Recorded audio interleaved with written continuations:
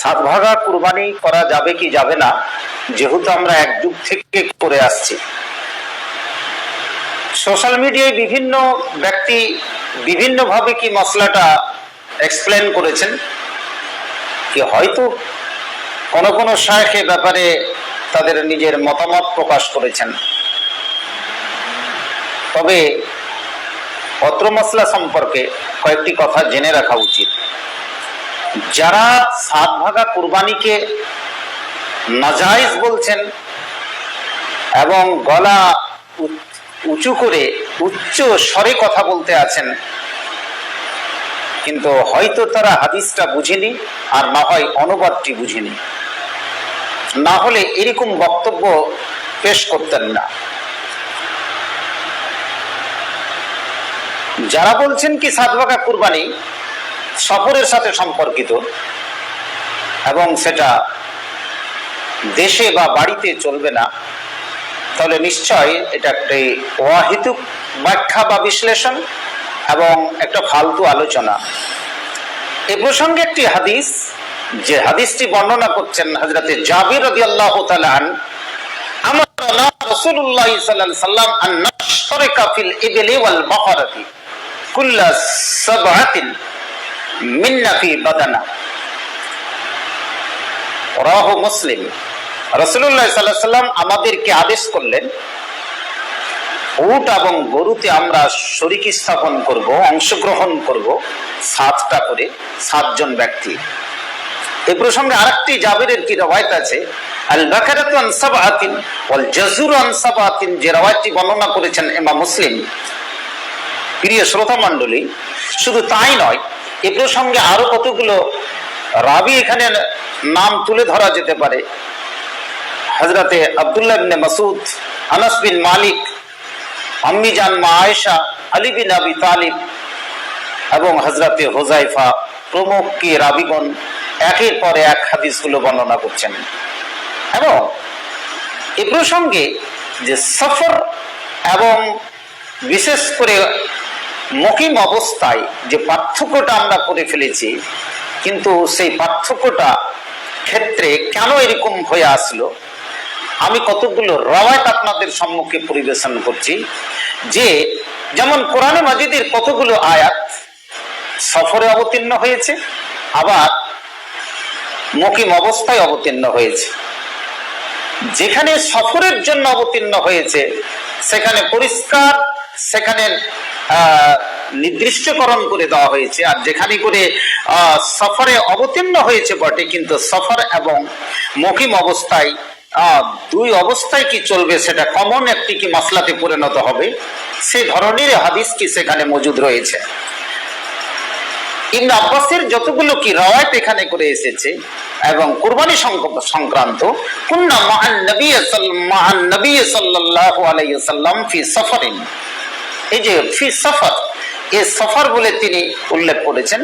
এখানে অনেকগুলো আলেম এটাকে ধরে নিয়েছেন কি যে এটা সফরের সাথে সাত ভাগা কুরবানি, কিন্তু না, সেটা করা হয়নি। যদি তাই হতো তাহলে কয়েকটি রওয়ায়াত আপনাদের কাছে আমি তুলে ধরছি।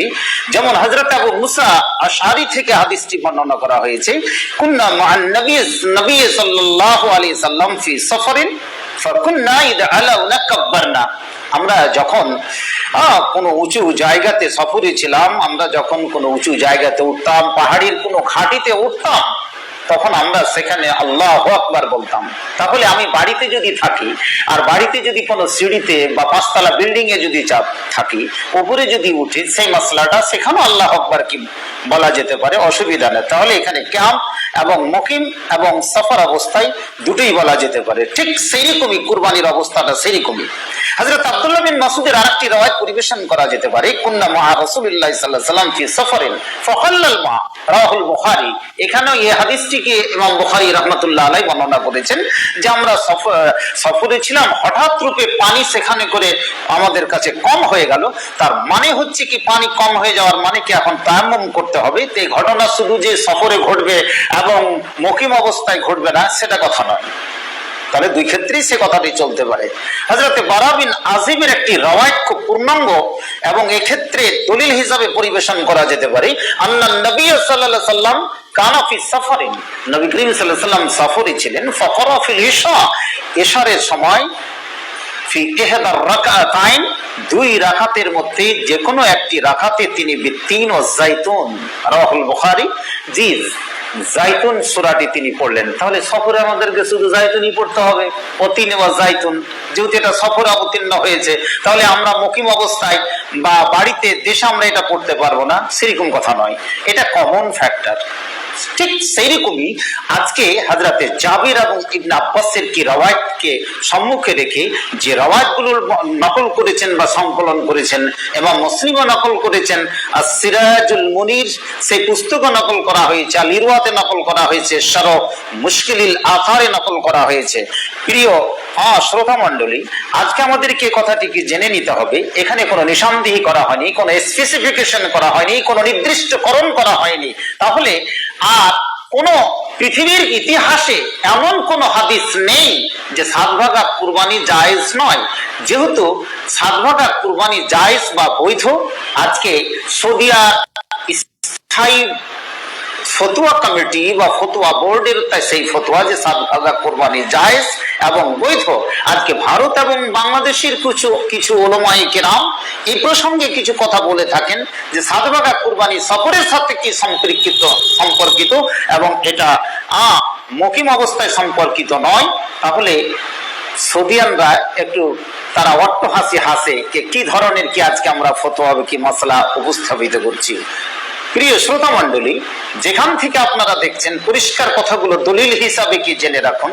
নবী যখন হজ্জাতুল বিদাতে গিয়েছিলেন, সে 10ম হিজরিতে, তিনি সেখানে সেই বিদায় হজে ভাষণ দিয়ে বলেছিলেন, লিকুল্লি বাইতিন উদহিয়া, প্রত্যেকটা বাড়ি থেকে একটা করে কুরবানি হওয়া উচিত। তাহলে উযহিয়া বলতে এখানে করে এটা উটও হতে পারে, যে একটা উটও হতে পারে, একটা গরু হতে পারে, একটা খাসি হতে পারে, একটা দুম্বা হতে পারে, অথবা আগেও কুরবানি হতে পারে, সেটা একটা কমন জেনারেল কি মাসলা। তাহলে কুরবানির প্রতি এখানে অনুপ্রাণিত করা হয়েছে এবং 7 ভাগা কুরবানিকে সেখানে জায়েজ করা হয়েছে।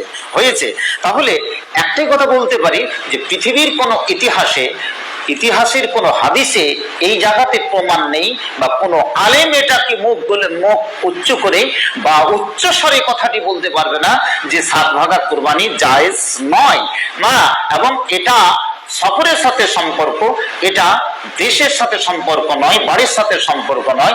নিশ্চয়ই হাদিসটা বুঝতে আমরা কি ভুল করেছি, তার অনুবাদ ভাবার্থ বুঝতে ভুল করেছি।